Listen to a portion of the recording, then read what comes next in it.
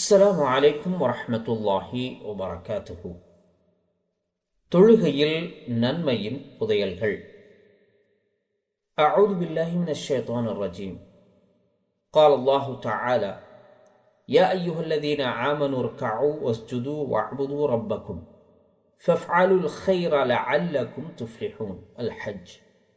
அல்லாஹ் சுப்ஹானஹு வ தஆலா தன்னுடைய திருமறையிலே கூறுகிறான், நம்பிக்கை கொண்டோரை ருக்கு செய்யுங்கள், சுஜூது செய்யுங்கள், உங்கள் இறைவனை நீங்கள் வணங்குங்கள், நன்மையான காரியங்களை செய்யுங்கள், நீங்கள் வெற்றி பெறலாம்.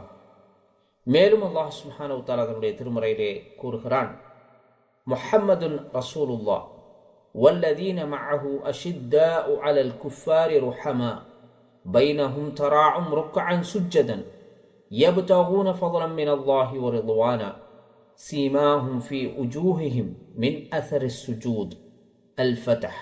முஹம்மது அல்லாஹ்வின் தூதராவார். அவருடன் இருப்போர் நிராகரிப்பாளர்கள் மீது கடுமையாகவும் தமக்கிடையே இரக்கம் மிகுந்தும் இருக்கின்றனர். ருக்கூ சுஜூது செய்வோராக அவர்களை நீர் காண்பீர். அல்லாஹ்விடமிருந்து அருளையும் பொருத்தத்தையும் தேடக்கூடியவர்களாக இருப்பர். அவர்களின் அடையாளம் சஜிதாவின் தழும்பாக அவர்களின் முகத்தில் இருக்கும். சூரத்துல் ஃபத்ஹிலே 29வது வசனத்திலே அல்லாஹ் சுப்ஹானஹு வ தஆலா இதனை குறிப்பிடுகிறான். இந்த இரு வசனங்களின் மூலமாக இறை நம்பிக்கையாளர்கள் அதிகம் அல்லாஹ்விடத்திலே சுஜூத் செய்யக்கூடியவர்களாக இருப்பார்கள்.